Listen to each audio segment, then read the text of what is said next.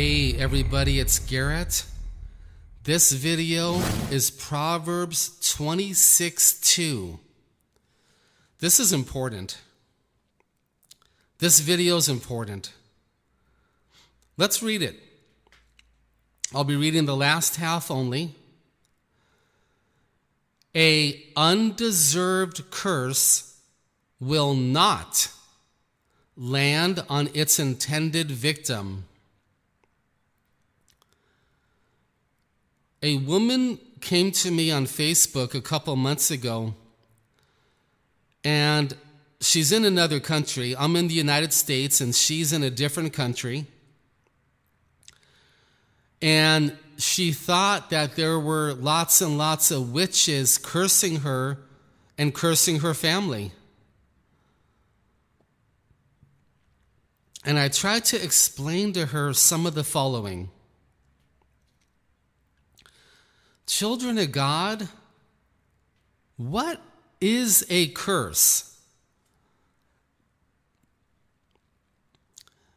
Who administers the curse?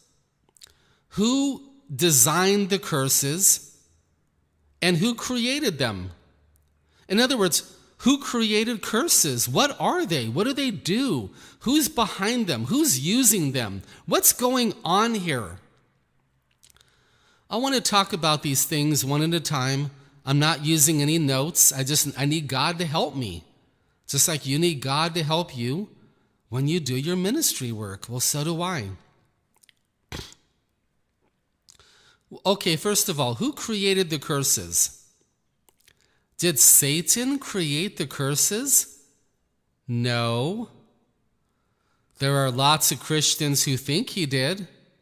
No, he didn't. Satan is not the creator.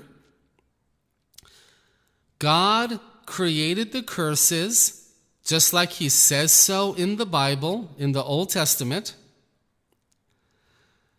through his son Jesus. God's son created everything. God created everything through his son, including the curses. Who administers the curses? Who is it that makes a curse happen? I would say 99% of the time, it's the demons. You can call them evil spirits if you want. They administer the curse. They are God's curses that God created. They are administered by evil spirits which God created. When someone gets a curse, a man or woman, boy or girl, gets a curse, it is not because a witch has ordered it. Now, Satanists would like you to believe that, and Satanists would like to brag to you that they can inflict curses on us, but it's all a lie. It's a deception.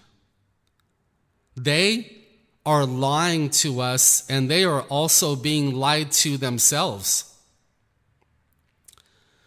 Satanists, witches, and occultists would like you to believe that they can command curses onto your life and make you sick.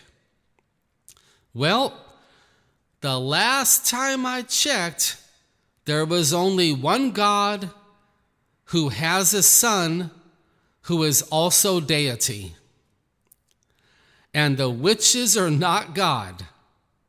And the demons are definitely not God.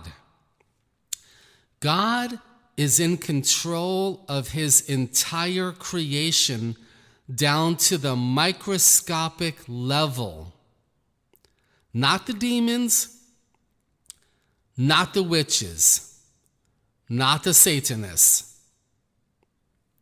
So, what we have so far is God created the curses. He created the spirits. Some spirits were turned into monsters. We call them demons. Other spirits are still holy, and most of you call them angels. God uses the spirits to administer the curse in the universe. The animals are under the curse. The birds are under the curse. We people are under the curse. The planet and the universe has been cursed. That's correct. God is the one that designed the curses, not Satan. God designed them. God designed the headaches, which are a part of the curse. God designed the chest congestion and coughs that we get, like I have right now. They are a part of the curse. God is the one that designed all the forms of cancer, poverty, living in a wheelchair, and everything else that is a part of the curse. They were planned by God. They were designed by God. They were created by God. And God created the spirits to administer the curses. Let's go back to Proverbs 26:2 again, just the last half. A undeserved curse will not land on its intended victim. So, if 10 witches this Halloween try to put a curse on you, if God says that the curse is undeserved, it will not land on you. I say it again, it will not.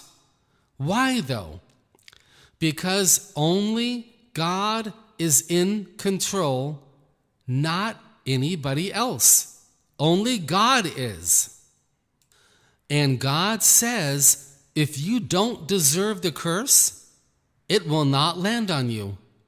What is God talking about? What would land on you? A demon. The demons administer the curses. Let's read it again a little bit differently.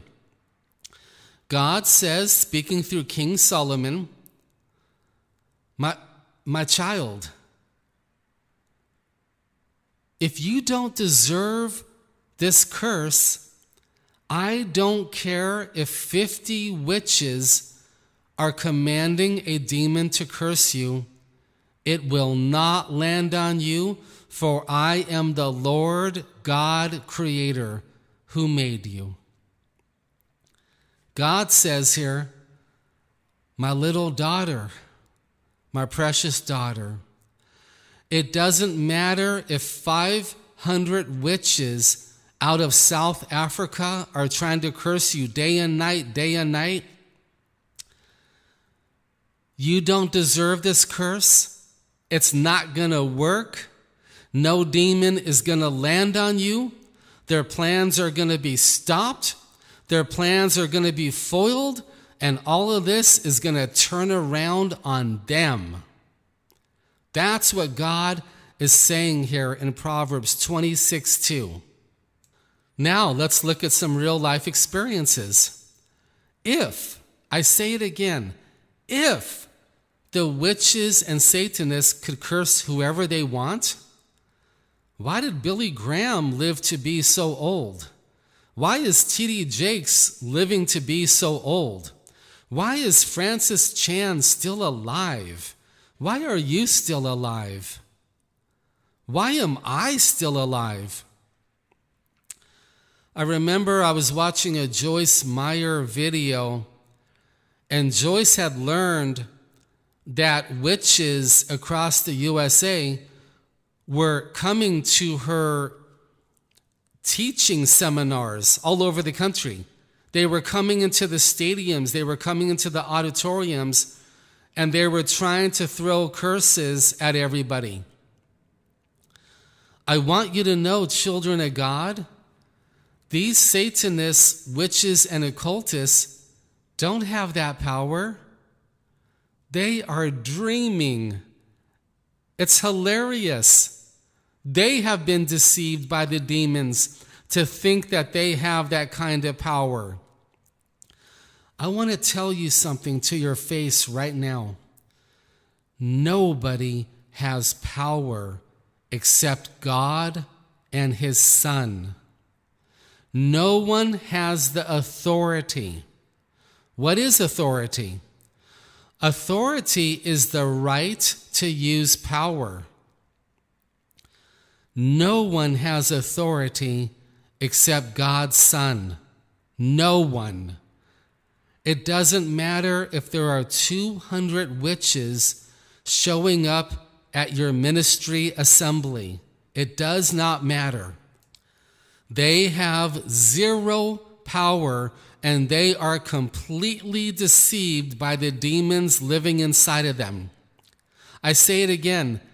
They have zero power. Only Jesus has all the authority and power in heaven, on earth, and everywhere else in all of creation. You don't have to fear people. They have nothing. We only have to fear God and His Son. Those are the only two we have to fear. Now, some of you might be thinking, well, Garrett, all of this sounds good, but how come when the witches curse people, why does it work so often? It works because God has designed the curses. He created them.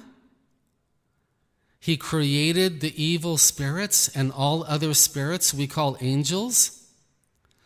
God is in control of the curses, and whenever a curse works, it's because God says so. Can we prove this in the Bible? Yes, we can. How about John 3:27? A man can receive nothing unless it comes from God. Let's read it again. John 3:27. A man or woman can receive no curses unless it comes from heaven, unless it comes from God.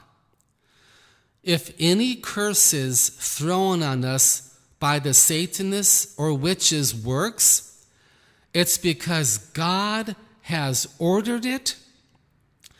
It's because God has planned it. And it's because God has given permission for it to happen. But how do we know God gives permission? Because of Lamentations 3:37. Who can command things to happen without the Lord's permission? Let's read it again.